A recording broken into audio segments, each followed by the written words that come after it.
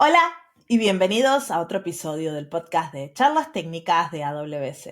Mi nombre es Marcia Villalba y soy Developer Advocate para AWS Serverless. Y volví a estar sola. Hace unos días dejé solo a Guille y ahora me toca a mí estar sola. Pero bueno, no se preocupen que tengo dos invitados a falta de uno que me van a hacer compañía y del mejor tipo, porque hoy somos todos uruguayos. Así que preparen el mate y vamos a hablar de diferentes proyectos, de cómo cambia un proyecto, ya si es para una startup, para una empresa, un enterprise, y cómo acomodarnos y qué cosas tenemos que tener en mente.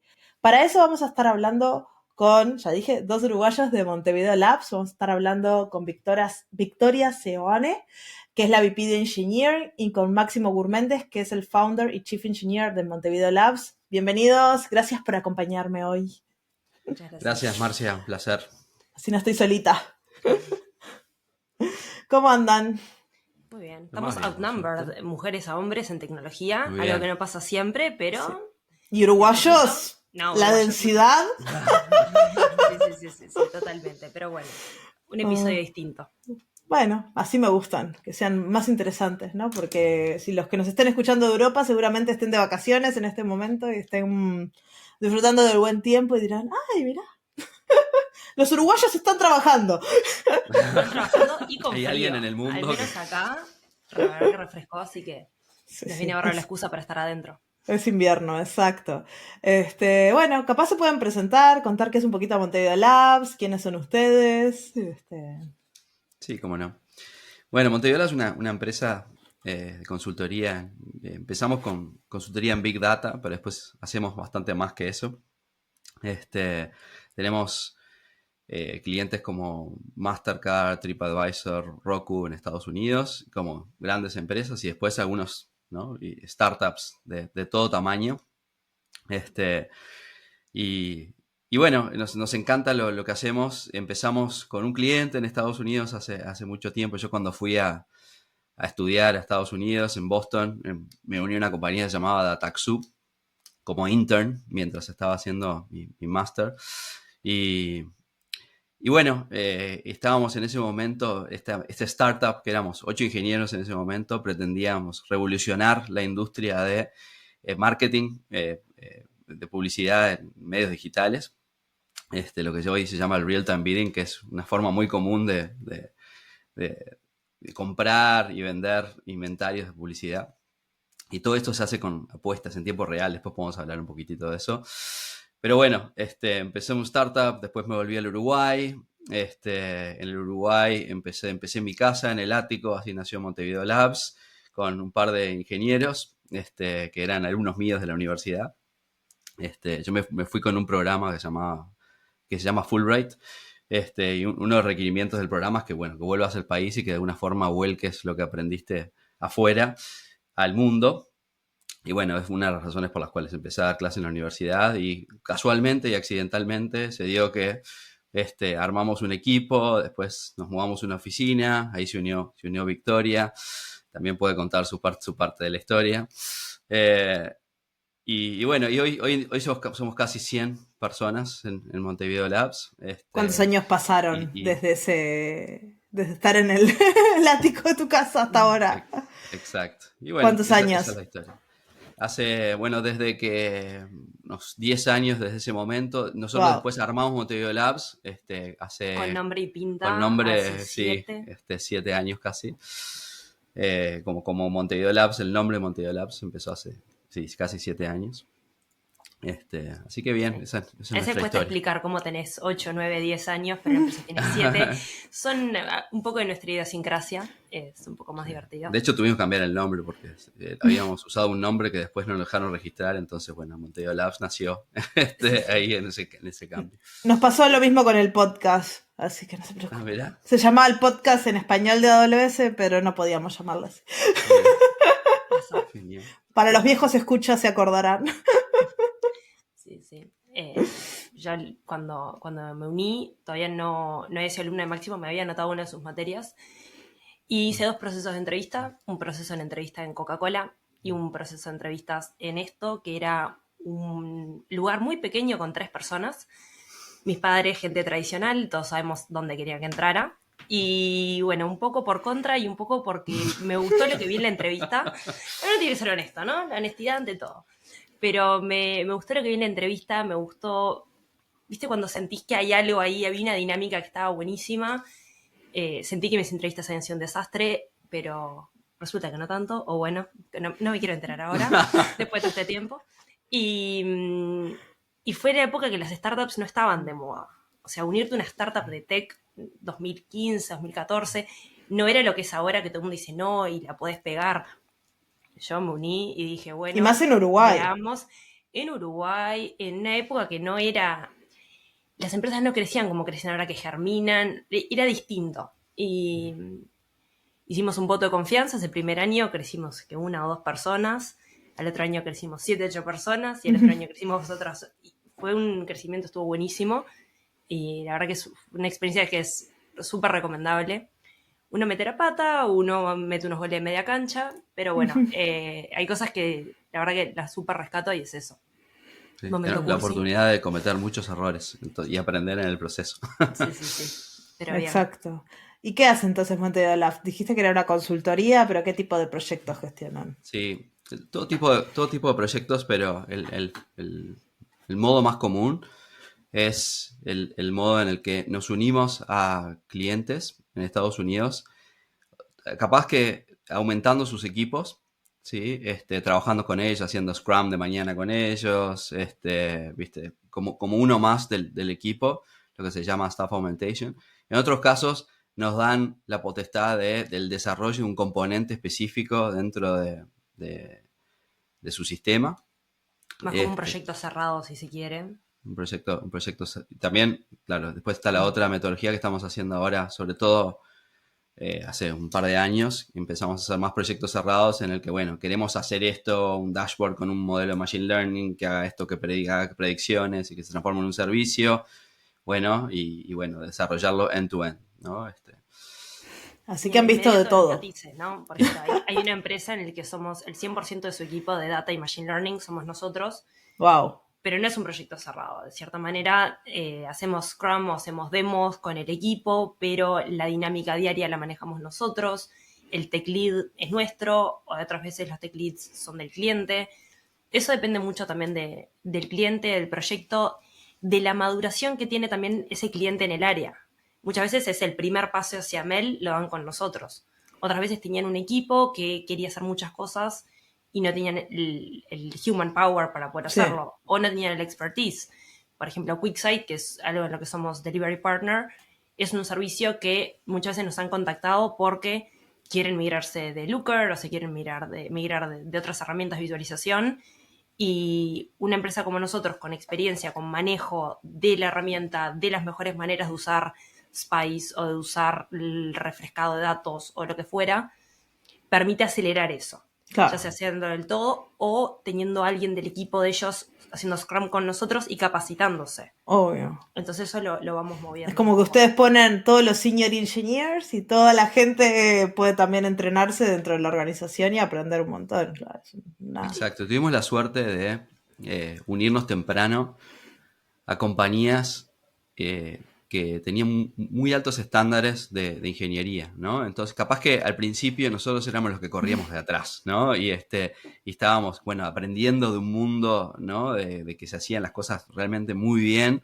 ¿sí? Y fue un aprendizaje tremendo, bien al principio, ¿no? Después nos dimos cuenta de que esa expertise que logramos generar en el tiempo, podíamos hacer más con eso, ¿no? Y ahí es donde vienen los proyectos y donde cuando caemos en otras empresas que quizás no tienen tanta experiencia, ¿no? En cómo desarrollar proyectos del porte que hacemos nosotros, sí, se sorprenden por nuestro trabajo, nos hacen buenos reviews, y a nosotros nos encanta también poder, uno cuando aprende, ¿no? Si tiene vocación de servicio, le encanta aplicar sus conocimientos y resolver problemas para los demás. Entonces, a modo de ejemplo, y cuando Máximo dice estándares altos de código, yo era, recién había entrado, haría un mes que había entrado, hice mi primer pull request. Tan. Debería tener 400 líneas de código, 100 comentarios me dejó el caballero, de todo, pero comentarios de eficiencia de código, comentarios de estándares, comentarios de era en Java, Javadoc tiene una falta de gramática, no importa.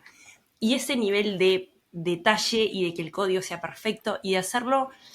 Hay un libro que nos gusta mucho que es el Clean Code, que en un momento dice Uncle Bob, Exacto.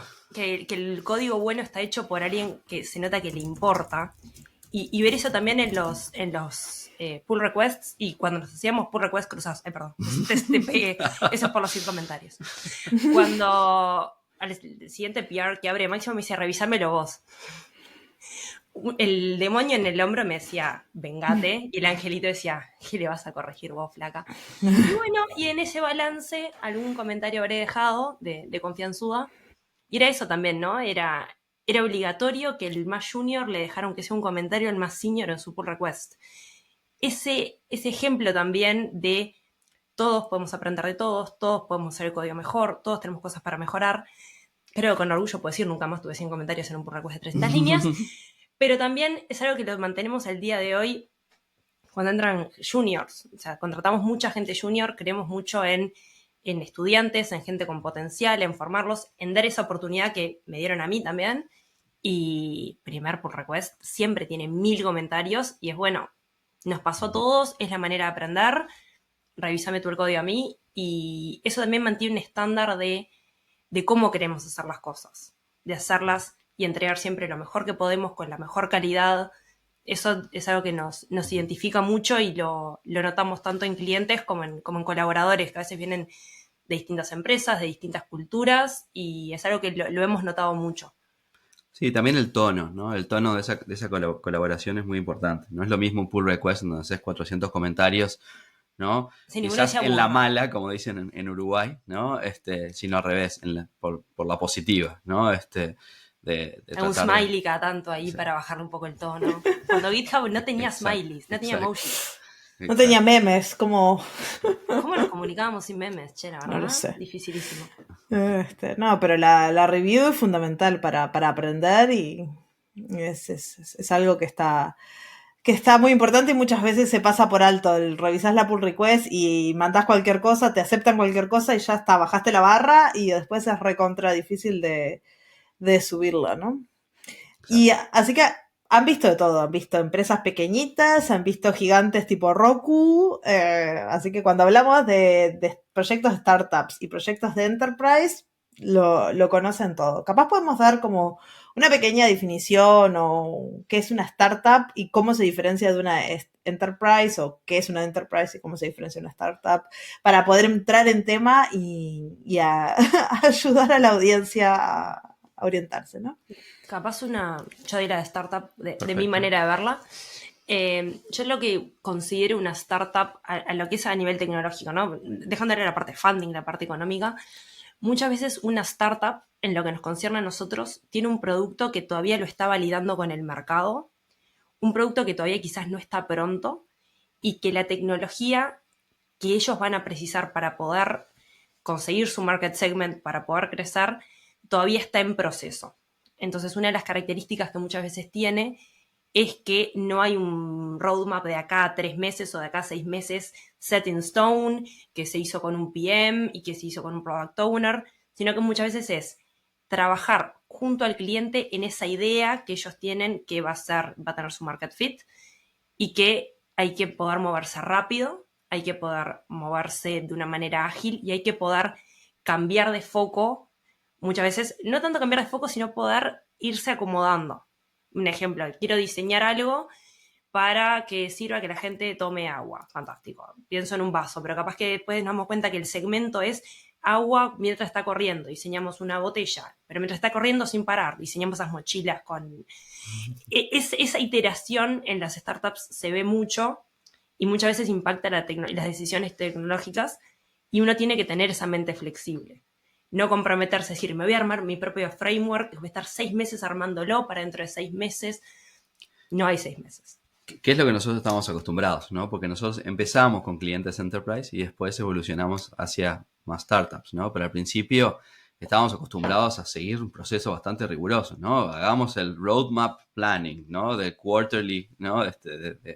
de todos los Prueba de quarters. concepto, de cómo lo Hacemos vamos un a sí, hacer. validamos. Estamos 3 meses probando esto, después resulta que funcionó, vamos a escalarlo y que funcione para que aumente la facturación en no sé cuántos millones de dólares, ¿no? Llevándolo Cosas todo grande, ¿no? a un extremo, uno de esos proyectos yo lo pude hacer como mi proyecto de tesis. Tuve 6 meses demostrando la viabilidad técnica de algo. Eso Sí. no está tan existe. Sí. Esto No, fue no. para una empresa que después adquirió Roku, que fue una de las formas por las cuales empezamos a trabajar con Roku, en el que estábamos en esto que queríamos revolucionar la forma de compra y venta de inventario tecnológico a través de remates en tiempo real por avisos publicitarios en distintos medios, desde un banner que estás mientras estás navegando una página hasta entre episodio y episodio. Esa era como la visión. Y todavía no existían los exchanges, ¿no? Que hoy son muy comunes, en los cuales se puede comprar y vender inventario de este tipo. Y nosotros estábamos trabajando del lado del apostador, es decir, los anunciantes venían a esta startup para que nosotros hiciéramos bidding en nombre de estos anunciantes. Y teníamos que participar en apuestas que todavía no existían, pero bueno, que desarrollamos la tecnología. Y después, unos años más tarde, esa empresa de 8 personas, éramos 300 más o menos, y ya era camino a Enterprise, digamos.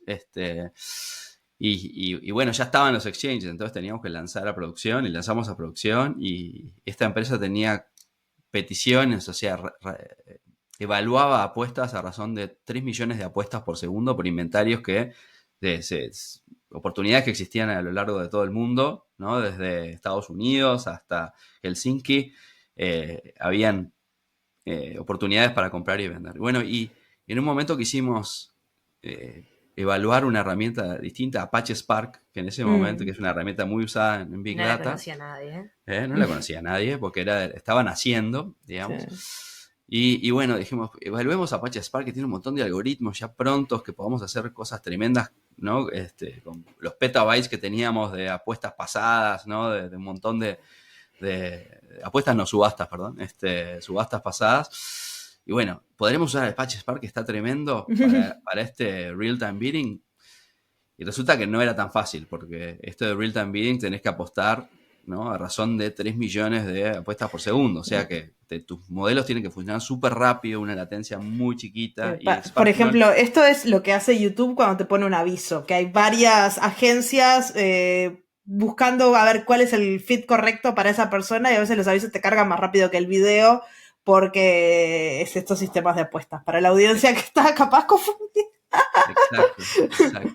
Es como que se da una oportunidad. Yo estoy navegando mi página web, Sí. ¿no? Se abre la página web y en ese instante se genera un remate, ¿no? Y hay entre servidores. Hay un servidor que gestiona la subasta, hay otros servidores que apuestan, y el servidor, el que apuesta más por ese espacio, termina mostrando. Y si una marca de campeones termina siendo la que empujó el valor más alto, entonces se muestra el aviso de campeones, ¿no? Y depende también del cliente que está viendo hoy en día, porque se vende esa información. Si es una mujer de no sé qué, le van a mostrar capaz algo de bebés o de maquillaje en vez de mostrarle de fútbol o de juegos de guerra, porque va a comprar. Entonces hay mucha complejidad. No es solo qué marca muestra, sino qué creative, qué aviso, qué diseños, qué colores, todo eso se optimiza. Es una locura. Obviamente que se tiene que personalizar a la persona. Muchas veces en estos sistemas de subasta no se tiene información completa. Que casi siempre es anónima la información, porque capaz que yo participé de otras apuestas en el pasado y estuve, no sé, en una tienda de guitarras. Entonces ya saben que el usuario R4523 tiene interés por las guitarras, ¿no? Y entonces, recoleccionando esa información, fue que creamos modelos de Machine Learning. Y bueno, hicimos este sistema de bidding en tiempo real, ¿no? Y obviamente son muchos datos, porque 3 millones de subastas por segundo se producen petabytes que hay que después analizar y ver, bueno, cuáles son los patrones que llevan a elegir a quién mostrarle qué aviso y cuánto pagar, porque si apostamos muy alto por un anunciante, terminamos gastando más de lo necesario. Si apostamos muy poquito, entonces perdemos la subasta y no terminamos gastando la plata en publicidad que nos pide el anunciante. Es muy interesante, pero todo esto venía a que queríamos usar Apache Spark para este sistema, que no estaba preparado Apache Spark para latencias tan bajas, para modelos que hacen predicciones tan rápidas. Hicimos una tesis, ¿no? Con eso tengo el título. Capaz que puedes contar tu... En realidad lo que nosotros tratábamos de demostrar, el sistema que teníamos ya estaba basado en Hadoop, o sea, ya hacía muchas cosas de paralelización, de separar en pasos de map y de reduce, los que conocen más. Y bueno, el proyecto que hicimos fue tratar de demostrar la viabilidad técnica, ¿no? Tratar de demostrar que los modelos iban a poder apostar en el tiempo necesario, porque yo no puedo esperar a que el usuario cargue una página, por más que en esa época la gente era menos ansiosa que ahora, no la puedo dormir tanto y que la persona no pueda ver su publicidad. Demostrar la latencia, demostrar que el uso de memoria era adecuado, demostrar que el garbage collection no se nos iba al demonio, demostrar que se podía hacer todo por SQL. La idea era tratar de minimizar toda esta movida que hay ahora de low code, bueno, un poco hacia ahí, teniendo en cuenta que muchas veces las publicidades las diseñaban data scientists, o sea, las campañas poder armarlas en combinación de data scientists y account managers, tratando de usar SQL en vez de atarnos tanto al lenguaje de programación, poder abstraer un montón de esa lógica, poder abstraer cuáles eran los modelos, poder reemplazarlo fácil. Eso es una de las librerías que tenía Spark en ese momento y que tiene el día de hoy, que es la MLlib. Simplificaba el poder usar algoritmos que ya venían como out of the box, pero que también los podíamos tunear, poder hacerles hyperparameter tuning para poder acomodar ese modelo lo mejor posible a mi situación, demostrar los encodings, poder demostrar qué tipos de encodings de variables, ¿no? Porque muchas veces al modelo lo que le llegan son números y no la categoría, le gusta el deporte, le gusta la música, sino que eso no generará ruido. Todo eso fue lo que tratamos de demostrar durante 6 meses, con un montón de problemas. Bueno, AWS estaba lanzando EMR en ese momento, estábamos ahí empezando a usarlo, y bueno, EMR, mientras estábamos en eso, arrancó con Spark 1.6, creo que era, ahora debe estar en 3. Algo, pero en ese momento era 1.6, que era re moderno, y arrancábamos con los data frames, y después vinieron los datasets. Entonces tratar de demostrar todo eso y poder hacerlo... Y primero los RDDs. No, esa cosa satánica que fueron los primeros 3 meses del proyecto, por favor, ¿no? Traumático. Pero también demostrar eso, cómo poder hacerlo usando Amazon, ¿no? O sea, nuestra tesis fue toda en la nube, en una época en la que la nube era lo que nos da la lluvia. Sí. Entonces... Y aparte la nube de hace 7, 8 años... 10 años no es la misma que la nube de hoy en día. Y no había los recursos que hay ahora. No había blogs, podcasts, la documentación era bastante más floja y la gente no había tenido los problemas que tuvimos. No. Tuvimos un null pointer exception durante 2 meses, 2 meses y medio, que no me lo voy a olvidar nunca más, porque estábamos tratando de acceder a... Estábamos cerrándole el bizcochazo, básicamente. Estábamos usando mal algunas de las cosas que usaba Amazon. Pero también podíamos leverage las spot instances, podíamos leverage reserved instances en otros casos, podíamos hacer un montón de cosas. Habían arrancado las instance fleets en EMR, pero empezábamos a probar cosas. Claro, cuando hicimos la defensa de tesis, un 50% fue el proyecto y otro 50% fue, miren todas las herramientas que usamos de Amazon, y la mitad del tribunal no las veía pasar, pero en realidad estuvo buenísimo porque también fue un puntapié a un cambio de manera de pensar, ¿no? De desarrollar usando notebooks para poder hacer la investigación, después esas notebooks poder llevarlas a código, de poder hacer investigación comprobable, reproducible. Hubo un montón de cosas que estuvieron involucradas en eso. Tenemos este caso que decís vos que es de Enterprise, claramente 6 meses de investigación. 6 meses de investigación. La verdad que... O no sé, o capaz una startup que se quiera dedicar solo a esto y está haciendo el core de su negocio. Que... Bueno, nos pasa con un cliente que armamos un equipo, el equipo lo empecé yo junto a 3 chicos y muchos veníamos más como con la cabeza de Enterprise, entonces teníamos que elegir si usar Spark o si usar TensorFlow. Le dedicamos 3 semanas teníamos uno de los desarrolladores full time testeando en Spark, uno comprobando en TensorFlow. A las 3 semanas cortamos esa investigación y dijimos, Spark está más prometedor en este momento para lo que queremos hacer, que era utilizando NLP y Deep Learning, tratar de categorizar texto. Nos tiramos a un palo, no podemos estar 6 meses. No, obvio. Porque no existe. Entonces, y también ese cambio de manera de pensar, en una de las demos, uno de los chicos del cliente nos plantea, esta investigación está buenísima, pero no podemos dedicarle más de un día a research. Acuérdense de este balance, porque es startup. Anoten sobre todo las cosas que después a futuro queremos investigar, o muchas veces tomamos una decisión sabiendo que quizás no sea la óptima, pero lo perfecto a veces es el enemigo de lo bueno.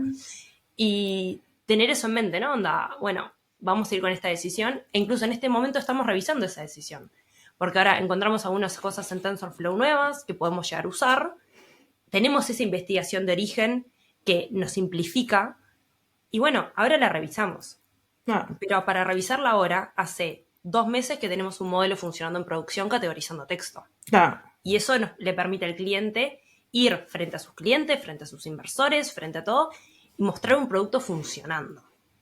Optimizarlo, bárbaro. Pero primero tengamos algo que funciona, algo que se pueda mostrar.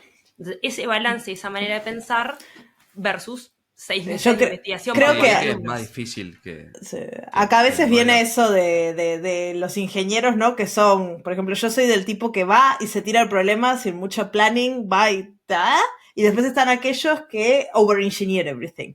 Entonces tenés el de Enterprise y el que funciona para startup. A mí eso de, bueno, planificar un rato, pero bueno, ya vamos a ponernos a hacer cosas, que esto es divertido. Y hay gente que necesita tener todo su marco de trabajo. Ahí va. Pero vamos a capaz a hablar un poquito de qué cosas hay de diferente, ¿no? Antes de empezar un proyecto. O sea, acá estabas mencionando esta investigación de TensorFlow y Spark de 3 semanas de cortar, ¿no? Que hay desafíos en la planificación, ya sea si es una enterprise o si es una startup. Son muy diferentes las planificaciones. Sí, sin duda. Y te diría que son mucho más difíciles en el caso de los startups que en el caso de enterprise, ¿no? Porque en el enterprise...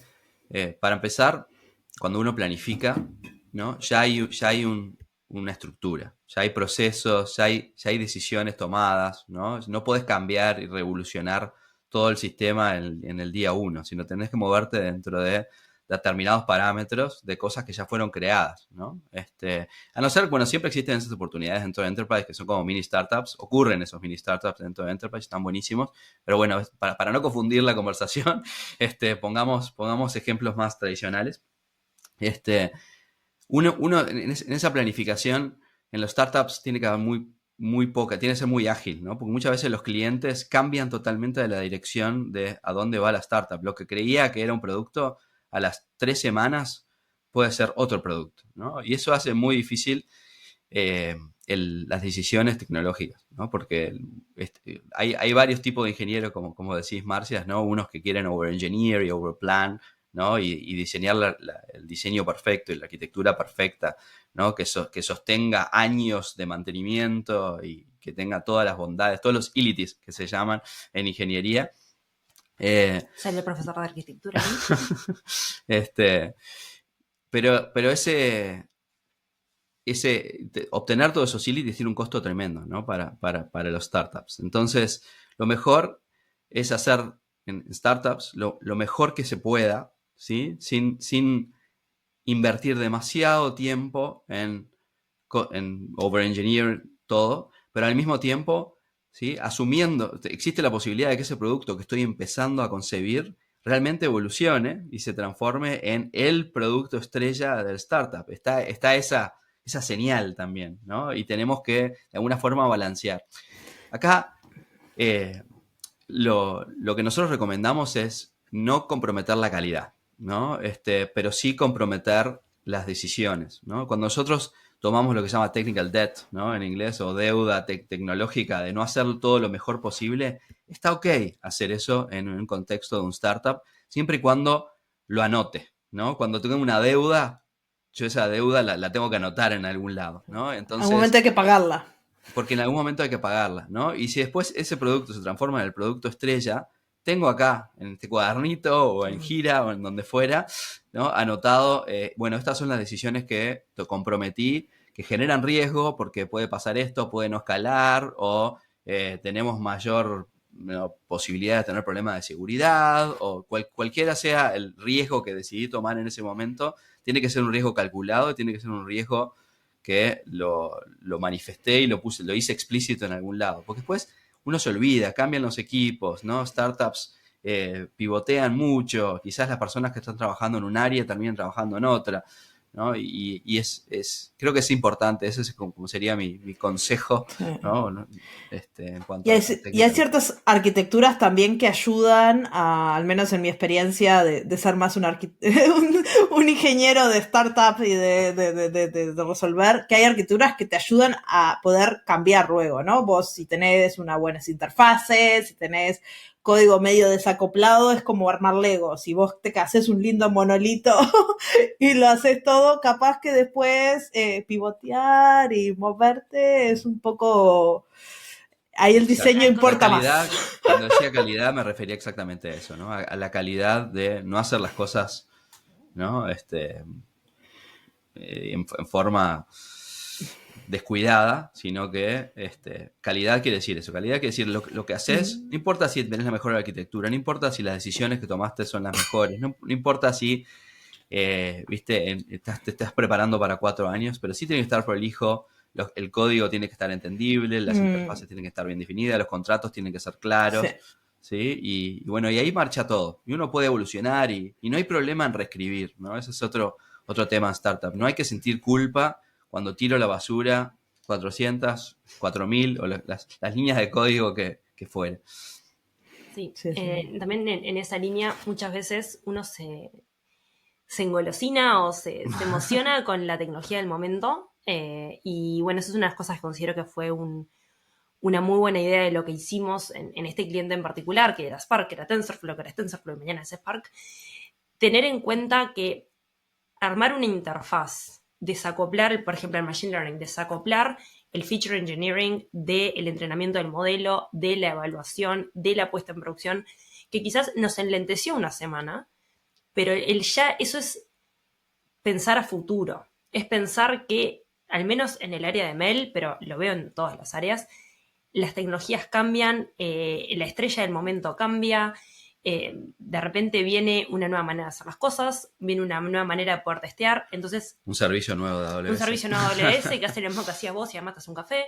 Entonces, bueno, el poder armar eso de una manera inteligente o el saber decir, miren, para cuando estén un poco más libres en el Scrum, están estos dos ticketcitos que estaría bueno encararlos. Esa es la otra cosa, que la deuda técnica acumula interés. Si uno de a poquito la puede ir pagando, muchas veces es algo que está bueno, tener un cierto pedacito del planning de la semana o de las 2 semanas o como uno se organice, tenerlo pensado para deuda técnica o no comprometer la documentación. Muchas veces lo primero que marcha, muchas veces no nos gusta escribir, marcha la documentación. La documentación es la primer víctima, ¿viste? La primer bala de toda guerra, la primera que la queda es la documentación. Es algo que está bueno no escribir la Biblia. La documentación tiene que ser corta, tiene que ser concisa y tiene que ser clara. No es una novela, es algo que te simplifique a ti y que te simplifique, siempre pienso, el vos del futuro. Yo siempre digo de Victoria del pasado, le hice un regalo a Victoria del futuro porque ayer cociné una carrot cake y hoy me la desayuné. Bueno, Victoria del presente le tienes un regalo a Victoria del futuro. Y esa documentación clara, la primer que la va a leer y la va a escuchar voy a ser yo. Sí. ¿Cuántas veces pasa que hay un bug 7, 8 meses en un pedazo de código que no tocas, que no te acordás y lo abrís, no tiene test, no tiene documentación y estás una semana mirándolo fijo a ver si te dice algo y no te dice nada?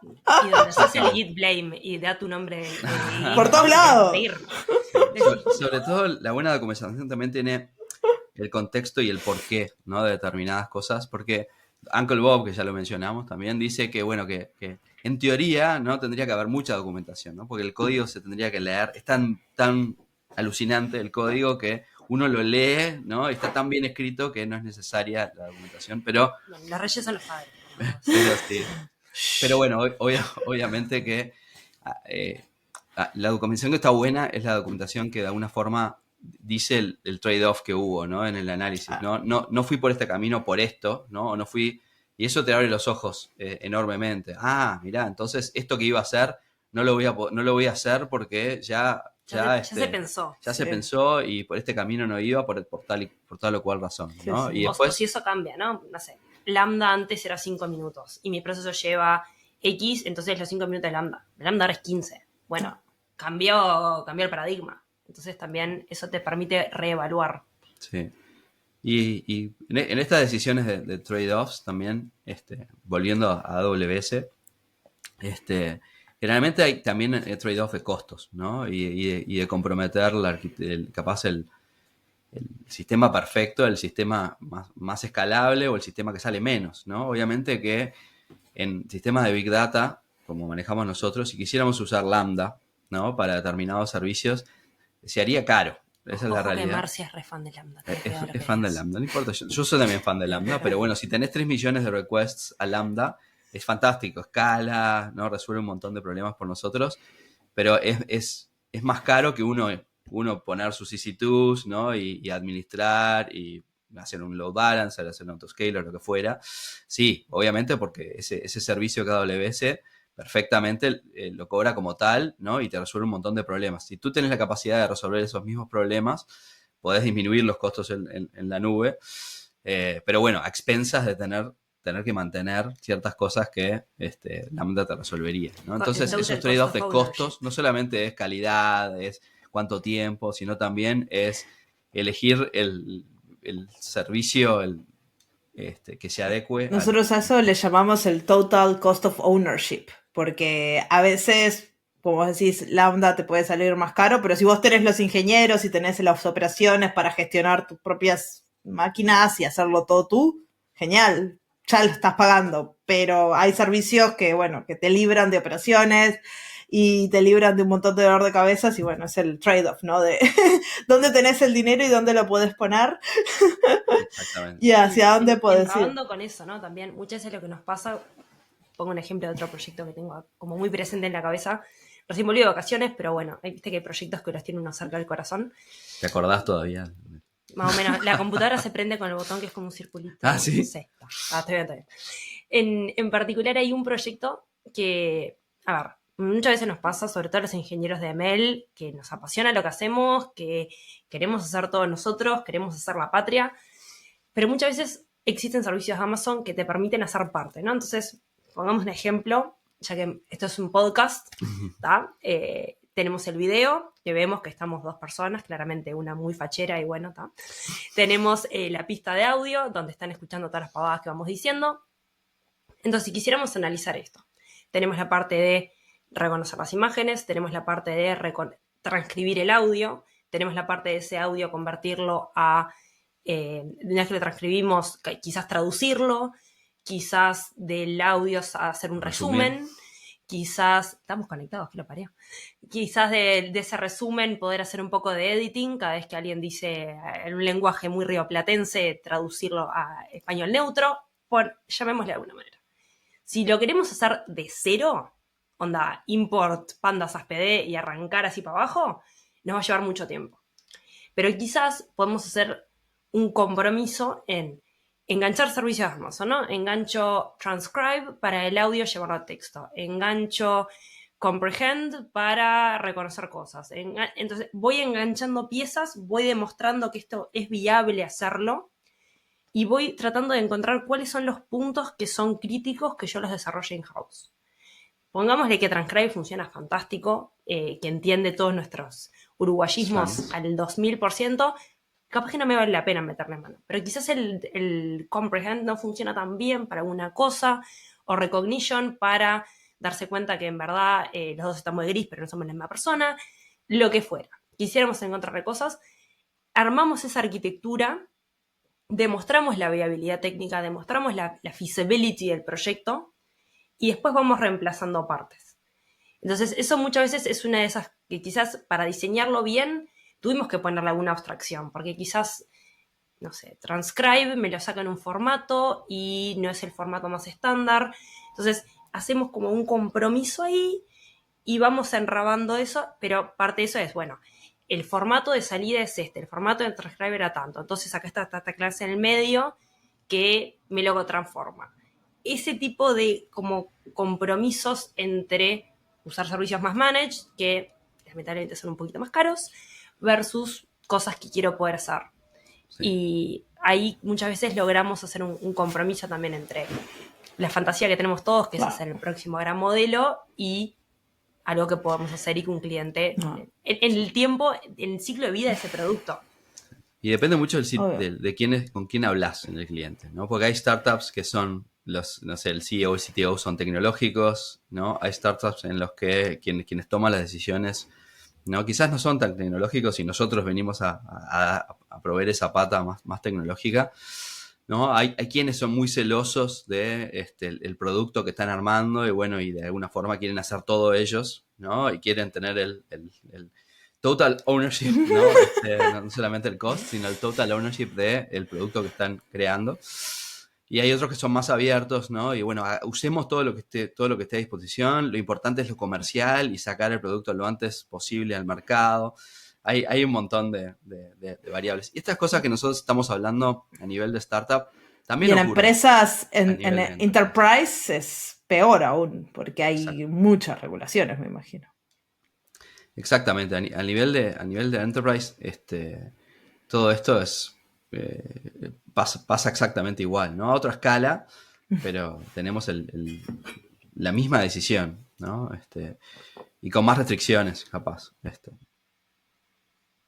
Sí, sí, así que la planificación es distinta, los tipos de clientes que nos vamos a encontrar es distinto, ¿cómo es hacer un equipo? Porque ustedes me imagino que se pasan todo el tiempo creando equipos para llevarles a sus clientes y depende del cliente, pero bueno, me imagino que conseguir siempre gente con 10 años de experiencia es muy difícil y empezar a capacitar gente nueva, ¿cómo hacen cuando entra alguien, no sé, en un proyecto, su primer proyecto es una startup o su primer Yo proyecto es una enterprise? hago un shout out, que es algo que, bueno, me pasó, me fui 2 semanas de vacaciones, no toqué el teléfono, entre otras cosas porque en las Highlands no hay mucha señal, pero la verdad que quiero aprovechar de hacer un shout out al equipo, la verdad que irte 2 semanas y saber que no te van a llamar, no pasó nada, ayer agarré, abrí, no reventó nada y tuvieron que tomar muchas veces decisiones, eso es una cosa muy, muy especial que uno logra, así que lo primero es un gran shout out a nuestro equipo, que nos permite tomarnos vacaciones sin señal, muy importante. Sí. Pero bueno, hay un poco de todo, hay un poco de poner de uno, lleva mucho tiempo armar un buen equipo y bueno, hay Es el que... tema más difícil, ¿no? Porque Sí. obviamente que armar el equipo perfecto, ¿no? Es imposible. Es un zero-sum game, ¿no?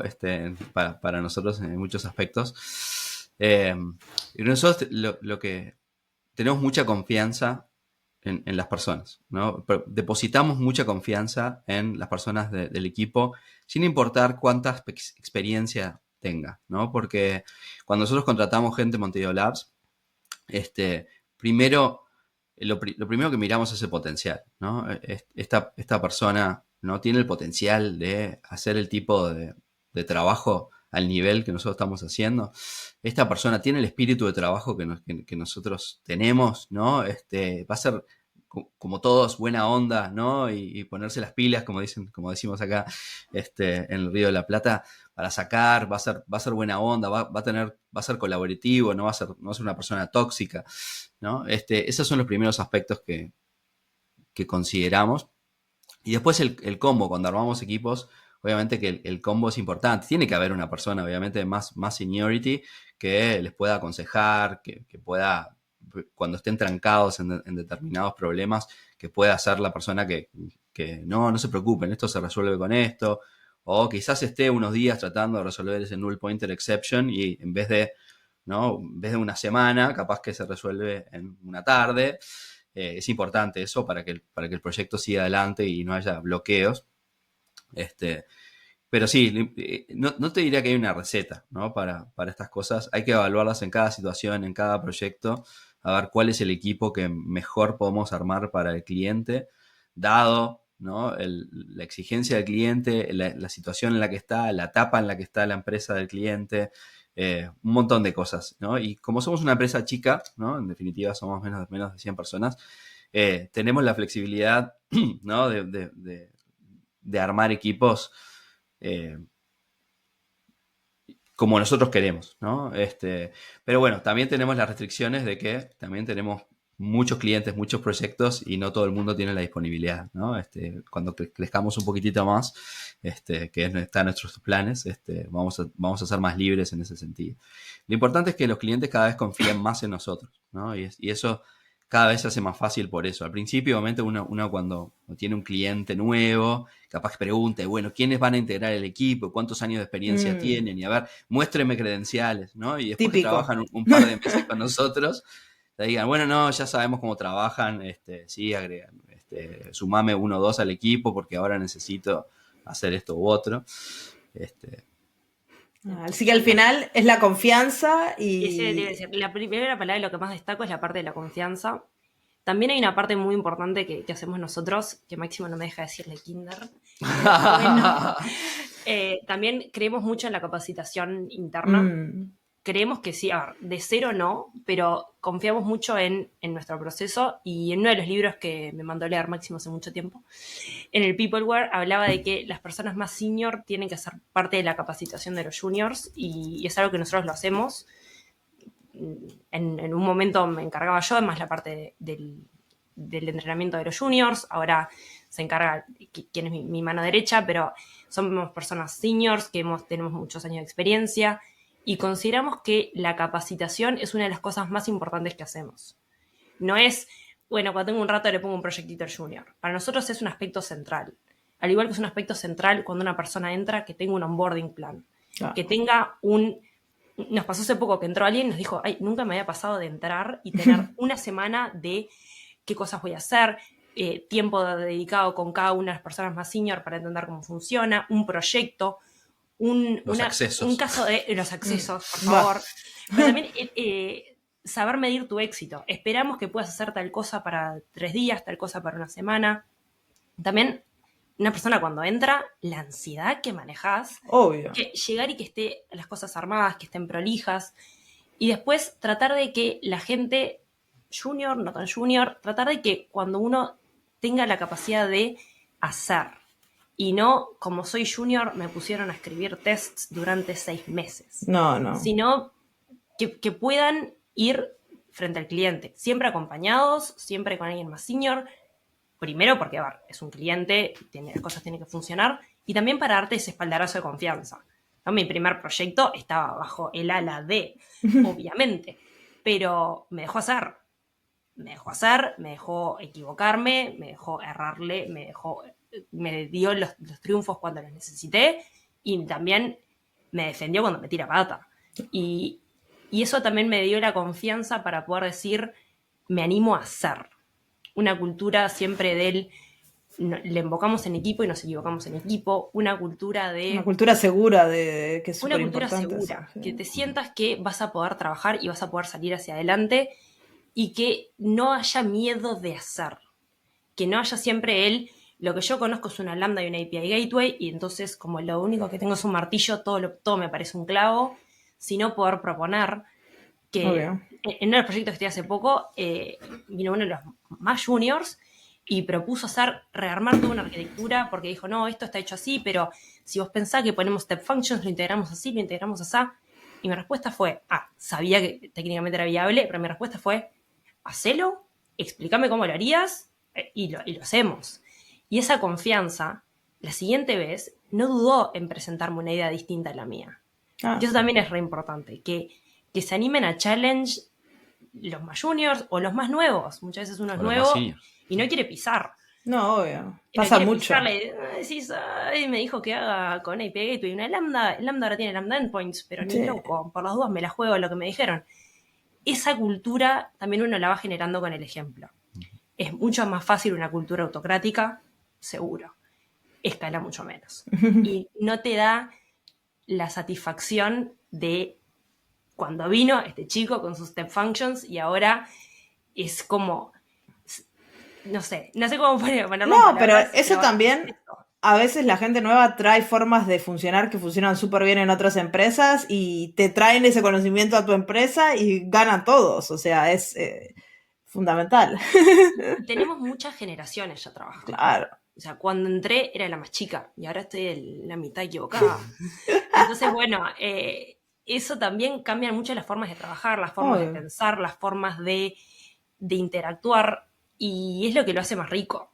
Si fuéramos en la misma onda del monoambiente hace 8 años, creo que me hubiera aburrido un poco. Era una oficina de un ambiente, no era un No, pero eso Era tremendo monoambiente máximo.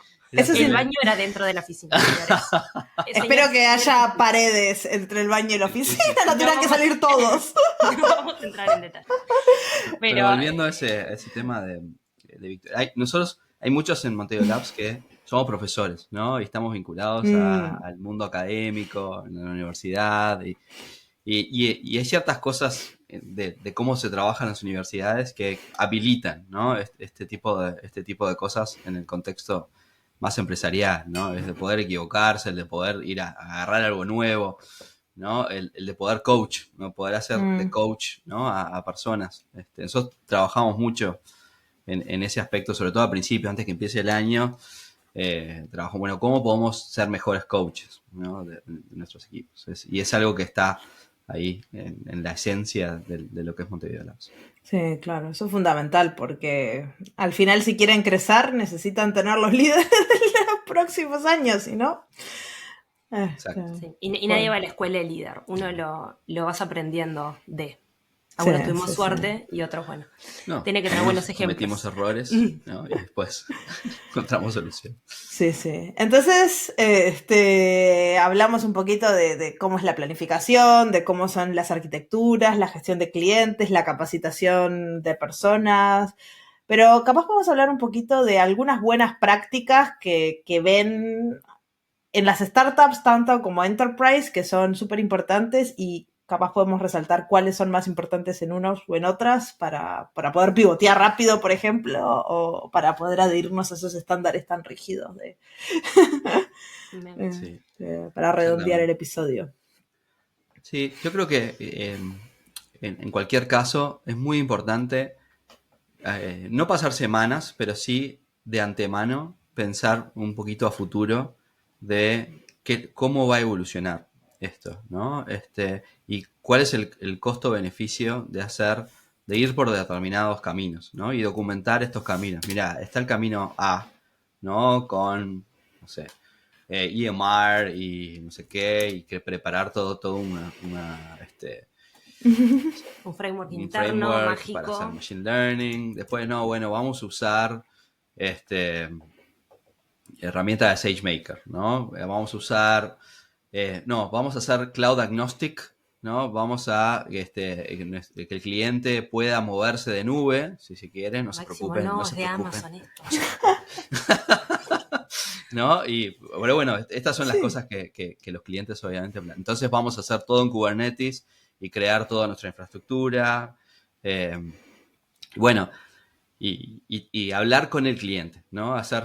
Uno no está bueno tomar decisiones, ¿viste? Que nos convengan a nosotros, porque, bueno, justo tenemos a alguien que sabe mucho de EMR o lo que fuera, o nos parece que lo vamos a sacar más rápido y nos desentendemos, ¿no? Hacemos el proyecto va a ser un success, ¿no? Creo que es importante hablar con el cliente y mostrarle todo el abanico de posibilidades, los trade-offs, los pros y cons de cada una de las decisiones. Y eso gana confianza entre el cliente y la empresa, porque si ustedes van y le ponen un Kubernetes y no le explican por qué, y después 5 años después, 3 años después tienen algún problema,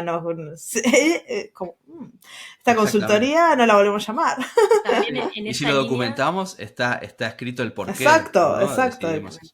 En esa línea también muchas veces hay decisiones que uno las va a tomar como equipo de desarrollo y son decisiones que son potestad nuestra. Obvio. Pero hay decisiones que son grandes. Por ejemplo, la elección de una herramienta que implique un compromiso a X tiempo, ¿no? Voy a comprar una herramienta que es la licencia es anual.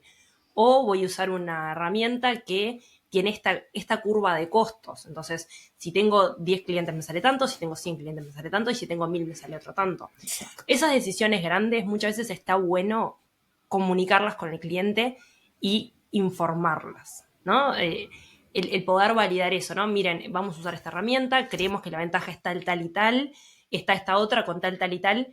Nuestra recomendación sería esta, pero también tener esa transparencia y tener esa confianza. Eso muchas veces muestra profesionalismo, le muestra al cliente que no es la herramienta que conozco, entonces es la que voy a usar, sino que muestra que uno está abierto a conocer de distintas herramientas, a conocer de distintos productos y tomar la decisión que sea óptima para el cliente en ese momento y en esa estructura de costos. Porque también lo mismo, como decíamos, del Total Cost of Ownership. Si en vez de usar Comprehend, uso hacerlo yo a pata, implica que vas a tener que tener siempre un ML Engineer en staff para poder tunearlo, para poder debuguearlo, para poder lo que fuera. Entonces, también tomar esas decisiones comunicando el costo. Ahí la herramienta del Cost Calculator de Amazon es buenísima para eso también. Muchas veces yo voy a decir, bueno, voy a hacer este proyecto para este cliente. Bueno, lo voy a hacer por acá y este es el costo estimado. Broken down, usando esta parte de la free tier, usando esta parte de no sé qué, esta parte de no sé cuánto, porque muchas veces quizás el POC sea económico porque estás dentro del free tier, porque usas para 5 o 6 clientes. Ahora, si la empresa tiene 1000, los números van a ser muy distintos, o tiene un costo fijo. Quizás para tenerlo corriendo, un SageMaker Endpoint, real time, 24/7, que use una GPU, ponele, tiene un costo asociado. Quizás los requerimientos del cliente no sea tenerlo real time 24 horas porque solo se usa en tal y tal momento y fuera de esos horarios puede tener una latencia mayor. Entonces, cuando uno puede presentar los costos broken down, muestra también que uno no es solo un técnico, sino que también tenés una cabeza de empresario. Porque muchas veces para las startups eso también es muy importante, que vean que también te pones el equipo de ellos, ¿no? Nosotros decimos, sombrero, te pones sí. la camiseta. Sí, la camiseta. Sí, sí. Me siento dueño de, viste, le usamos el Sí, sombrero, le porque usamos la hoy, camiseta. ayer salimos campeones. Ayer salimos campeones sub-20, así que estamos sub-20. agrandadísimos. Pero bueno, un poco eso, ¿no? Mostrar que si bien uno es un external provider, es un contractor, en este momento yo estoy 100% comprometido con tu proyecto y con tu éxito. Sí, y sí. no con hacer algo que lleve más horas para cobrar más horas. Pero también La eso yo lo he visto en desarrolladores internos a empresas, Sí. que eligen herramientas porque son las que saben, son por las que quieren aprender o son por las que quedan bien en el Exactamente. currículum y no Muchas terminan veces pasa. siendo las correctas para el cliente en esa situación. O no tienen la madurez suficiente. Quizás uno se la juega Sí. porque esto está de moda y es lo último y lo quiere usar, pero no tiene la madurez, no tiene la comunidad. Algo súper importante. Si es una herramienta que no tiene comunidad, es una herramienta que no va a tener errores, es una herramienta muy nueva, no va a haber tenido ese proceso de depuración Sí, que sí. tiene la madurez. Los vas a encontrar vos. Lo vas a encontrar vos. ¿Tenés el equipo para poder enfrentarlos cuando esos errores surjan? Sí, sí. Quizás para algo enterprise no es viable. Tirarle a Visa o a Mastercard todo el sistema de tarjetas porque se nos ocurrió chivear con algo nuevo, digamos que no es una idea muy buena. Pero quizás... Y tenemos como cliente a Mastercard. Y tenemos cliente a Mastercard. Pero quizás para un área media experimental es algo que se puede usar y esté bueno. Entonces, esos trade-offs Sí. uno los tiene que tener presentes. Y lo otro son las etapas, ¿no? Creo que es uno puede evolucionar, ¿no? Y ser conscientes en, bueno, ¿qué quiero hacer ahora versus qué quiero hacer más adelante? Entonces divido en la fase 1, bueno, vamos a usar la solución razonable, capaz que no escala de forma mejor, pero bueno, en fase 1 vamos a hacer esto, pero va a sacar el negocio adelante, o vamos a ser los primeros, si es Enterprise, vamos a ser los primeros en sacar este producto al mercado, ¿no? Que eso importa a nivel de Enterprise también. Segunda etapa, bueno, alineado con el esperado crecimiento del negocio, en el próximo quarter tenemos que poder escalar de esta forma, o tenemos que poder conectar estos dos servicios, o tenemos que tener un clean room armado con esta otra empresa en la que compartimos estos datos que ya vamos generando. Fase 3, ¿no? Dividir en fases también es una estrategia, creo que está buena para ser claro y seguir siendo transparentes, ¿no? Y claros en qué es lo que voy a hacer ahora, qué es lo que voy a ganar, qué es lo que voy a ganar en la segunda etapa, y ya anticipar eso de la deuda técnica, ¿no? Si uno desde nuestro lado, desde una empresa que provee consultoría, le dicen, bueno, mirá, logramos esto, pero ojo, que necesitamos una fase 2 en la que tenemos que matar estos otros problemas antes de que se nos vengan encima, y una fase 3 en la que, bueno, hacemos el último extra mile de monitoring y metrics para asegurarnos de que alerts, ¿no? Y que esté todo perfecto y que cuando haya un problema realmente nos enteremos, más allá de cuán raro, cuán gradual ocurra ese problema. Eso muchas veces también está bueno en cada etapa entregar valor. Ahora me vino a la mente un proyecto, que sabes cuál estoy pensando, que le dividimos en fases, ¿no? Empezábamos de cero, una empresa que no estaba en la nube, de cero, de un data center local, de conexiones. Entonces, estimamos 3 etapas. La primera etapa la podíamos estimar mucho mejor porque era de la que teníamos más información, ¿no? Nos íbamos a conectar a la base, íbamos a subir los datos, íbamos a generar dashboards, íbamos a generar reportes, íbamos a generar un montón de cosas que íbamos a necesitar para la segunda parte, que era quizás la que tenía más valor o más riqueza, que era el uso de modelos de inteligencia artificial para predecir demanda. Fantástico. Pero para esa segunda fase precisábamos la primera. Pero lo hicimos de una manera tal que la primera fase ya generara valor. Entonces, el armado del Data Lake, que es algo que a nivel de negocio es importantísimo, pero es muy difícil verle el valor, lo enganchamos con el armado de reportes y de dashboards automáticos que le sacó toil, le sacó trabajo manual al equipo. Entonces, en sí mismo ya la fase 1 tuvo valor en sí misma. Y nos permitió estimarla bien, darle un valor de cuánto tiempo nos iba a llevar, de cuánto dinero, de cuánto iban a ser los costos fijos de Amazon, etcétera, etcétera, etcétera. Cuando llegamos a la fase 2, sobre el final de la fase 1, pudimos dar un mejor estimativo de la fase 2. No estábamos muy lejos de lo que habíamos estimado originalmente, incluso fue un poquito menos de lo que habíamos calculado, pero pudimos calcular eso en función del producto ya cerrado de la fase 1. Y también saber lo que uno va a necesitar del cliente, ¿no? O sea, nosotros para la fase 1 vamos a pensar A, B y C del lado de ustedes y que esté pronto. Claro. Y eso también tenerlo pensado y escrito. Porque también el cliente muchas veces tiene que poner recursos de su lado. Tiene que poner horas de su equipo, tiene que poner horas de sus managers o directores, muchas veces para validar. Queremos hacer un dashboard para el directorio, necesitamos horas del directorio. Claro. Entonces, todo ese tipo de cosas, ya ponerlas, las cuentas claras mantienen la amistad, entonces explicar, bueno, vamos a precisar esto, esto y esto, y generar también actualizaciones del estado frecuentes, ¿no? O sea, mail semanal o mail cada 2 semanas, esto es lo que se avanzó, esto es lo que se está haciendo, estos son los blockers. Es una cosa que aprendimos que suma mucho. Muchas veces uno habla en una conversación, o habla por Slack, o habla por chat, o habla en una conversación que somos 4 y después tengo un chat que somos 3. El mail semanal o bajando, estos son los blockers, esto es en lo que estamos, esto es el avance, esto es lo que se puede esperar para la semana que viene. Tenerlo claro. Y también ser honesto contra uno mismo, contra su avance, ¿no? Che, deberíamos estar en esta otra etapa. ¿Por qué no estamos llegando? Necesitamos reacomodar algo. Fase 2, se hizo la parte de los modelos, se mejoraron unos de los tableros. Muchas de las cosas que pensábamos que de los modelos eran los que iban a generar valor cuando arrancó el proyecto, ya por la mitad, cuando terminamos la primera fase, nos dimos cuenta que había otros modelos que también podrían sumar valor. Entonces pudimos hacer una fase 2 mucho más sana y ahora estamos trabajando en una fase 3. Que la fase 3 surgió en base a el cambio cultural que se dio en la empresa gracias a la fase 1 y la fase 2, de orientar una empresa hacia el dato. Entonces, eso muchas veces generó un proyecto con buen manejo, un proyecto con buenos tiempos, una buena experiencia de cliente.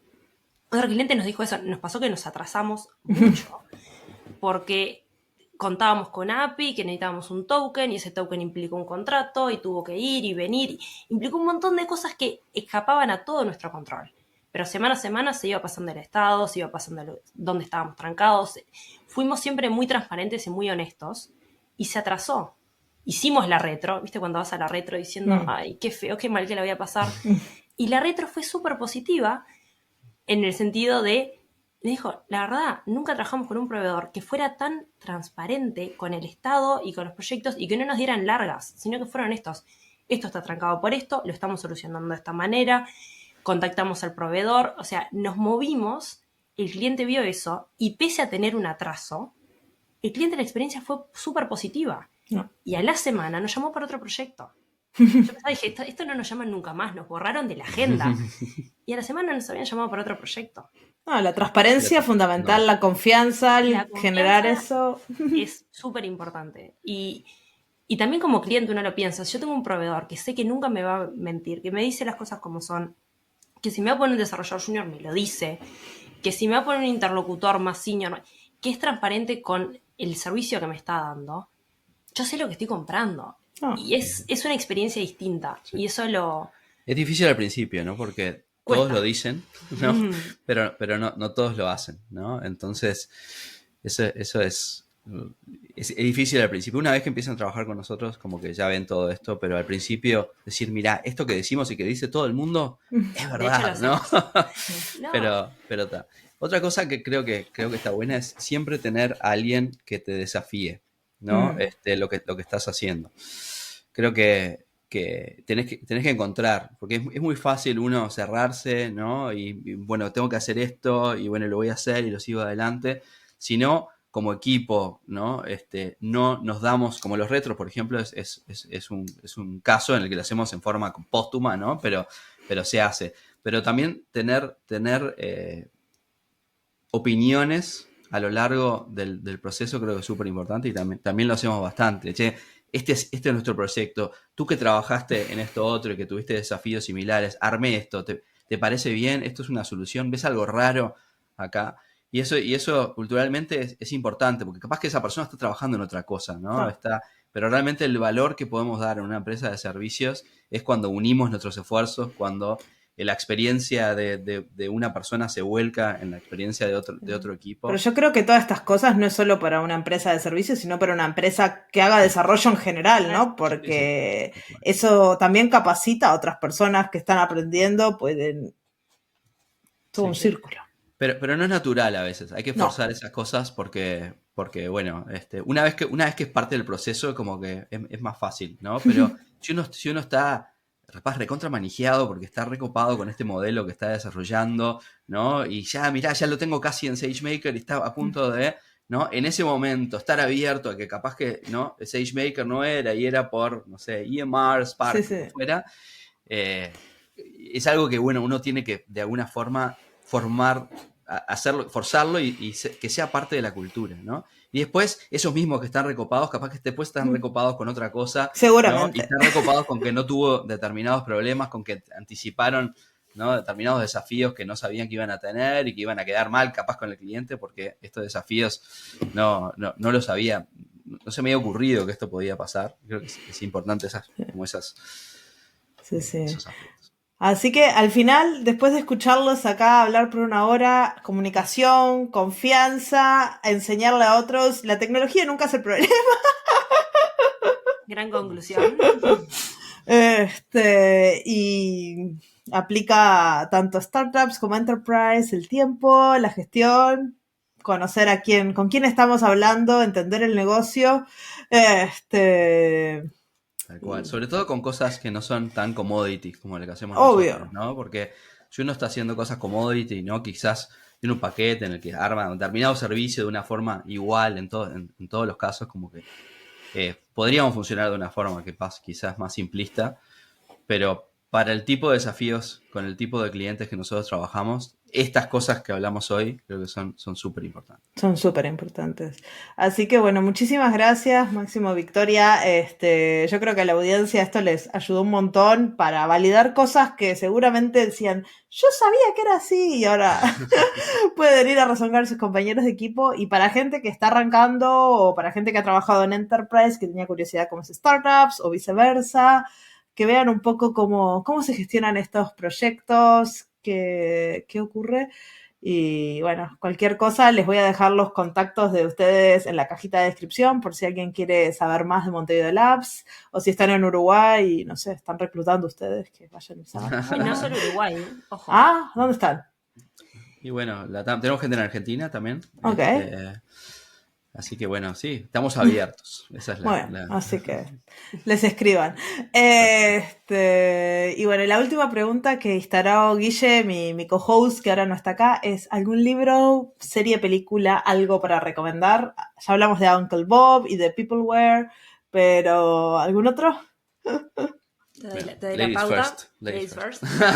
Bien, yo uno de los que, y te lo voy a recontra robar, pues sí que lo estaba pensando, uno de los que más me gustó y me cambió la manera de pensar fue el Radical Candor, que es el libro de Kim Scott, que habla de dos ejes, ¿no? El desafiar a las personas y el care personally, ¿no? O sea, yo para poder desafiar a alguien y para poder muchas veces decirle las cosas más duras, tiene que haber una relación personal. Es algo que incluso lo hacemos entre nosotros, o sea, mi one-on-one es con Máximo y muchas veces nos decimos cosas muy duras cuando es necesario y nos tiramos flores cuando son merecidas, pero siempre sabemos de dónde viene eso. Entonces, muchas veces esas conversaciones quizás serían más difíciles o que quizás suenan como un poco más de, se lo está diciendo porque es el jefe, se genera una manera de poder crecer y de poder dar feedback y recibir feedback honesto.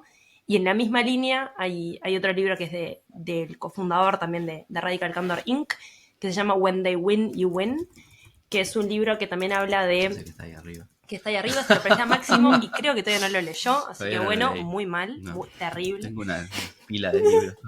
Papelón. Pero también habla mucho de eso, de cómo tener one-on-ones fructíferos, de cómo...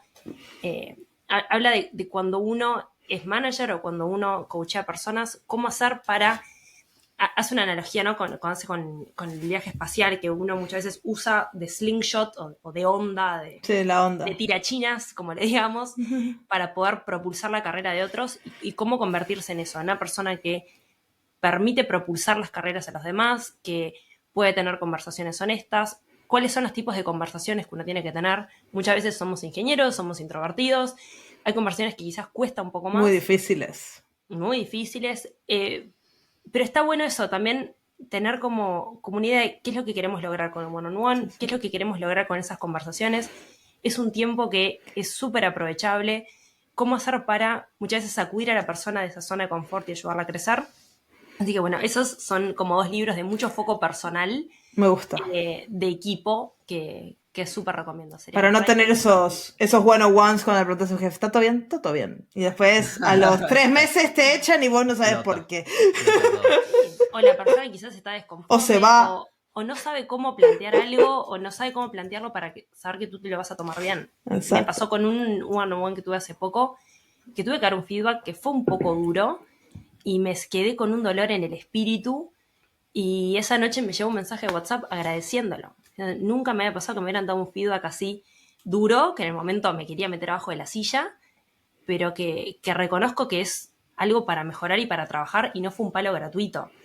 Y eso para eso es que hacemos lo que hacemos, ¿no? O sea, Sí, para eso somos managers, somos coaches.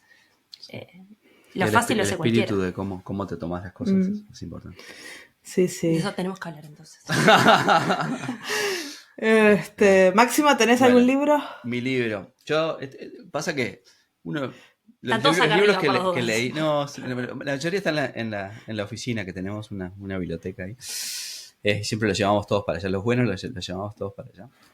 A mí el libro que me gustó, en la misma línea que hablaba Victoria, un libro que hace tiempo lo leí, por eso si me preguntás detalles, capaz que no me los acuerdo, es de Simon Sinek, que se llama Leaders Eat Last, que no es el libro más famoso de él, el Start With Why capaz que es el más famoso pero ese en realidad no me copó tanto el Start With Why como el Leaders Eat Last. Un poco por el líder de alguna forma tiene que ser el primero en, ¿no?, tener vocación de servicio, en estar dispuesto a ayudar, ¿no? Y a veces en la posición de liderazgo bajo presión, ¿no? Nos olvidamos muchas veces de que estamos para ayudar, ¿no? Y que tenemos que comer último, como dice, ¿no? Eso explica por qué bajás último la tapa, siempre. sí, no es porque estoy en call. Vamos a almorzar todos juntos y siempre queda arriba, con razón. Pero sí, no quiero expandirme mucho en el libro. Pero se los dejamos ahí en la descripción. Otro que nos gusta, que lo tenemos acá también. A ver si lo es que seguramente lo conozcan. The Hard Thing About the Hard Things. Hard Thing About Hard Things, que es de Ben Horowitz, famoso VC de California y eso. Y está buenísima la historia. No voy a hacer spoiling de este libro porque está buenísimo. Es como varía, ¿no? Desde momentos de gloria a momentos en que tiene que tomar decisiones muy, muy difíciles. Así que lo recomiendo ese libro. Es muy famoso en el ámbito de tecnología. Ahí quedan muchos lo conozcan. En la descripción, y ya con eso les tengo que decir chau, porque ya hace más de 1 hora que estamos acá hablando. Perfecto. Como yo siempre digo, los perros han paseado y los platos han sido lavados, porque nuestra audiencia siempre nos escucha haciendo ese tipo de cosas, así que si hay alguno parado en la oficina a punto de entrar esperando que termine el podcast, ya pueden entrar a trabajar. Muchísimas gracias, Victoria y Máximo, gracias a la audiencia por escuchar hasta el final. Ojalá hayan pasado bien y nos vemos en 2 semanas con otro episodio del podcast. Chau, chau. Chau, gracias. Gracias.